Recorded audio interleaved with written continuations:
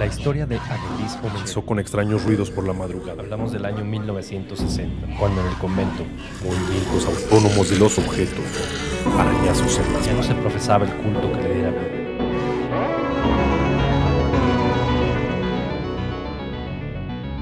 Hablemos de terror.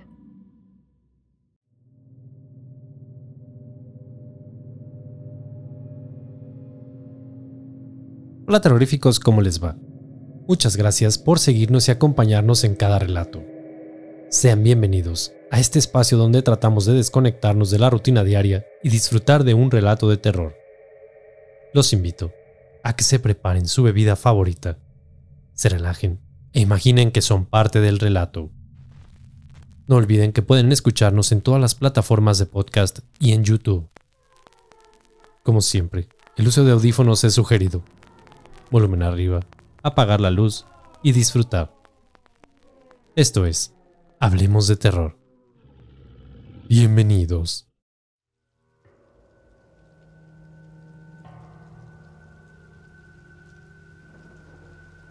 Giselle era una típica ama de casa británica de los años 50, con una hija de 2 años. Por desgracia, su vida entera iba a cambiar completamente después de haber pedido ayuda a un curandero local con algo menos que una reputación decente. Ella estaba cansada, pero eso era algo de esperarse para la atareada madre de un niño pequeño. Su cansancio parecía ser algo más que poco natural, ya que también implicaba pérdida de peso, mareos y una gran apatía. Había acudido ya con varios doctores y todos sus análisis habían resultado normales. Sin embargo, un doctor decidió que lo que ella necesitaba era pasar 3 semanas en un lugar en el que pudiera obtener descanso total. Aún así, el limitado ingreso de su familia lo prevenía. E incluso, si tuvieran el dinero, era poco probable que Giselle estuviera dispuesta a ir, ya que nunca había estado lejos de su familia por tanto tiempo. Un día, ella estaba hablando con una amiga cercana, quien le sugirió que visitara al curandero llamado Sr. Smith. La amiga insistió en que él había hecho tantas cosas buenas por su hijo, después de que lo diagnosticaran con un problema de nervios. Solo había una cosa que todavía intrigaba a su amiga.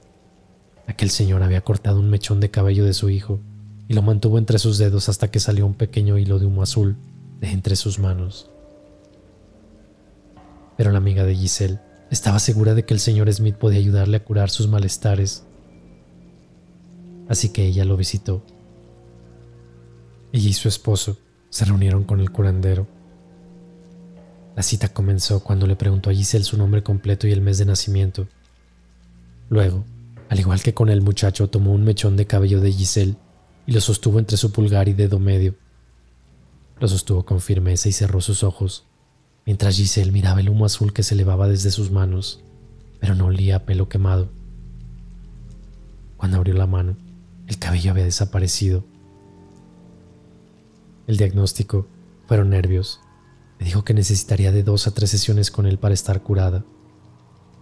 Luego vio un frasco que estaba a su lado y en vez de beber, remojó su pulgar con el líquido y observó su reloj en la mano opuesta, vigilando cuidadosamente el tiempo que su pulgar permanecía en el líquido. Luego lo retiró y agarró la muñeca de Giselle. Mientras lo hacía, su rostro se volvió de un rojo brillante y su cuerpo completo se tensó. Él sostuvo el pulgar de ella por unos cuantos minutos. Giselle se quedó dormida mientras el hombre sostenía su muñeca. Cuando la soltó, ella despertó. Dijo haberse sentido muy confundida, desorientada y embotada. También dijo haber sentido su cabeza más pesada de lo que debería y que era difícil mantenerla derecha. El señor Smith le aseguró que todo estaba bien y así dejó ir a la pareja. Durante la cena de esa noche, Giselle dejó caer su tenedor y su cabeza se estrelló contra la mesa. Quedó profundamente dormida. Se despertó un rato después quejándose de que todo se había desvanecido antes de quedarse dormida. Intentó explicarle a su esposo que algo estaba mal, pues no era un sueño normal. Se sentía mareada y agotada, además de que tenía mucha, pero mucha hambre. A la hora de dormir, ella comenzó a observar el techo, viendo algo que su marido no podía ver. Después, recitaba extrañas palabras que su esposo no reconoció y comenzó a hablar de forma incoherente. Ocasionalmente dejaba salir una risa burlona. Sus movimientos eran erráticos y sin sentido, mientras le daba vueltas a la habitación, apuntando a objetos aleatorios. Cuando su esposo trató de detenerla, Giselle lo apartó violentamente.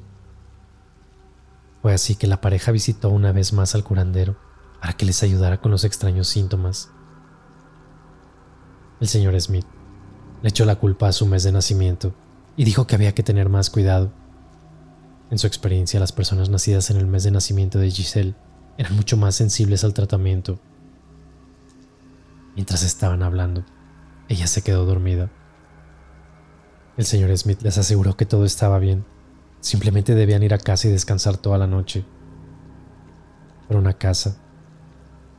Giselle comió mucho, sacaba una gran cantidad de plátanos de una sola sentada y luego se quedó dormida profundamente.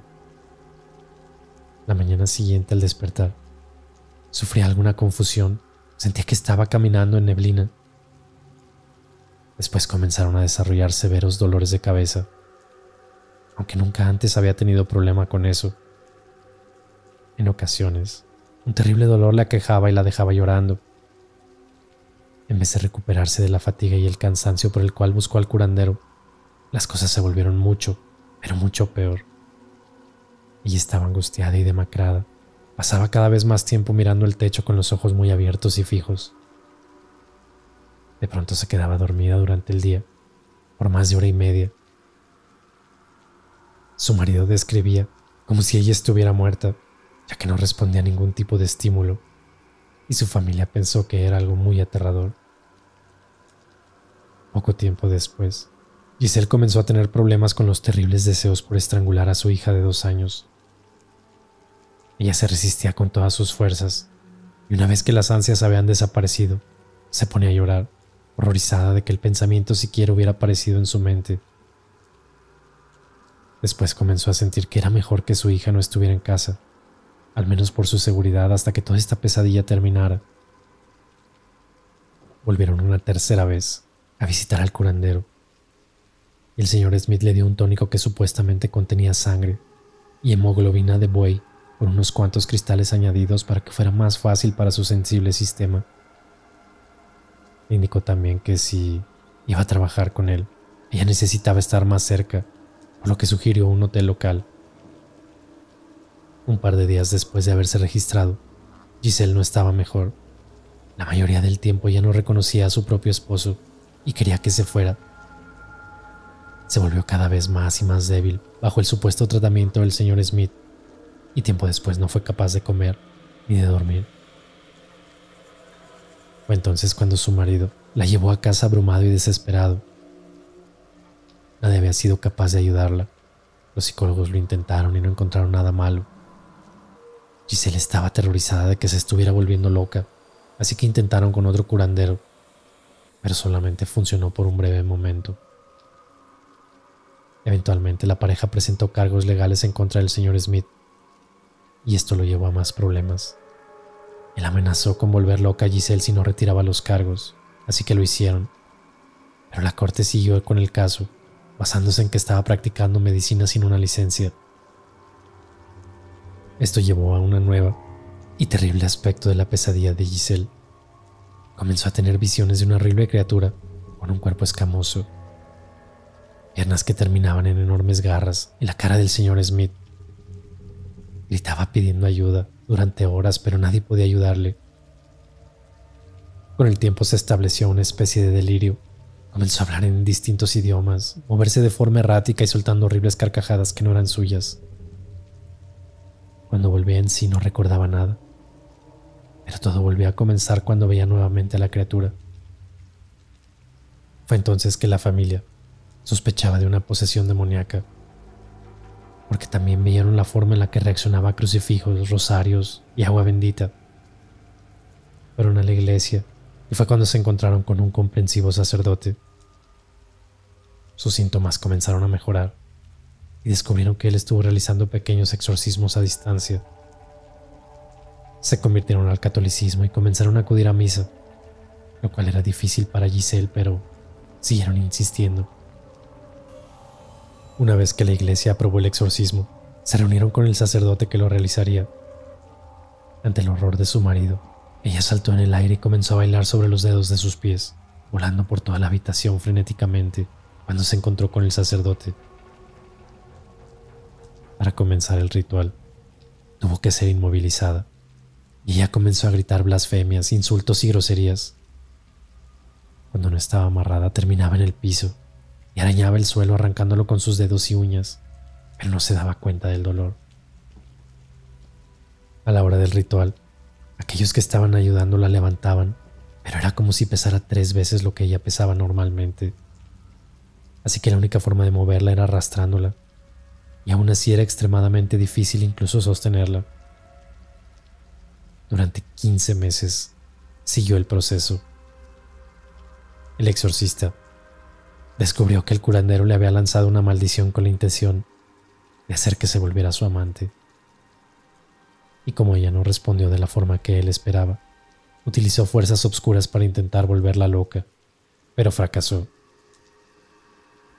Eventualmente fue liberada de sus demonios y de aquella maldición, y tuvo una vida completamente normal.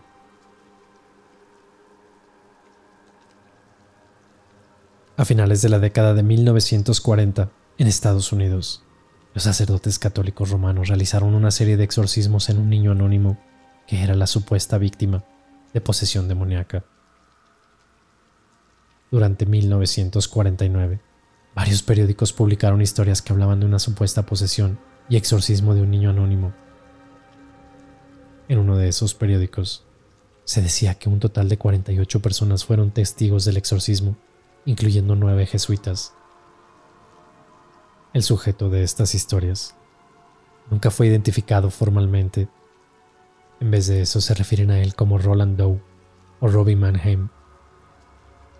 Roland nació en una familia alemana luterana y vivió con su familia en Cottage City, Maryland, en la década de los 40, cuando se supone que ocurrió la posesión demoníaca. Creció como hijo único y dependía en gran parte de los adultos que lo rodeaban para que le hicieran compañeros de juego y entretenimiento. La principal fuente de diversión de Roland era su tía Harriet, quien era una espiritualista experimentada, y fue ella quien le presentó al joven Roland el tablero de la Ouija, así como otras prácticas espirituales. No mucho tiempo después de que la tía Harriet falleciera, la familia comenzó a experimentar ruidos extraños. Esto rápidamente se transformó en varios muebles grandes moviéndose por su propia cuenta. Pronto los objetos comenzaron a volar a través de la habitación o levitaban. Y la familia se dio cuenta de que estos eventos solían suceder solamente cuando Roland estaba cerca. Preocupados e intrigados, la familia consultó con médicos profesionales, pero no encontraron ninguna respuesta. Conforme continuaron los eventos, la familia acudió con un pastor luterano, un hombre con gran interés en la parapsicología. Les aconsejó a los padres de Roland que consultaran con un sacerdote católico. Con la posesión aparentemente volviéndose más fuerte, se realizó el primer exorcismo. Hoy en día se asume que Roland pasó por una gran cantidad de exorcismos, aunque nunca se han puesto de acuerdo en el número. Pero el padre Edward Albert Hughes, un sacerdote católico romano, llevó a cabo un exorcismo en la institución jesuita del Hospital Universitario de Georgetown. Durante aquel exorcismo, se dice que Roland pudo zafar una de sus manos fuera de sus ataduras y sin que nadie se diera cuenta rompió los resortes de la cama bajo el colchón y lo utilizó como una arma, hiriendo el brazo del sacerdote, y esto hizo que el exorcismo fuera detenido rápidamente antes de que la ceremonia fuera completada. Bajo la influencia de las posesiones demoníacas, los familiares desesperados decidieron viajar a San Luis, donde el primo de Roland contactó a un profesor de la Universidad de San Luis. Dicho profesor habló con William S. Bowdern, quien era asociado de College Church. Ambos hombres eran sacerdotes ordenados y visitaron a Roland en su casa. Cuando lo hicieron, fueron testigos de que la cama temblaba y objetos volaban, además de que Roland hablaba con una voz gutural. También mostraba aversiones a objetos sagrados. Fue así entonces que pidieron un permiso al arzobispo para realizar otro exorcismo. Este fue aceptado y se llevó a cabo en el hospital Alexian Brothers, el cual llevaba mucho tiempo demolido en el sur de San Luis. Pero antes de comenzar aquel ritual, Bowden le pidió a su compañero sacerdote que ayudara. Este último recibió un tremendo golpe de Roland y le rompió la nariz. Al terminar este exorcismo, Roland Doe fue declarado libre de cualquier espíritu maligno que estuviera habitando su cuerpo, y se dice que siguió con una vida normal. Pero de acuerdo con el autor Thomas Allen, quien detalla la historia de Roland en su libro de 1992, Poseído, la verdadera historia de un exorcismo, él simplemente era un niño perturbador y no estaba afectado por ninguna aflicción sobrenatural. Varias personas decían que realmente nunca estuvo poseído y que lo único que quería era hacer berrinches deliberados para lograr llamar la atención o permitir que faltara a la escuela. Se menciona también que revisaron las uñas de Roland para revisar si él mismo había hecho las marcas sobre su cuerpo, pero nunca se pudo confirmar. La realidad no la sabemos, y cuál fuera la verdadera causa de la posesión de Roland Doe. Al final de cuentas creo que es el caso más famoso en todo el mundo, ya que la novela de William Peter Blatty de 1971, El Exorcista, se inspiró en este caso.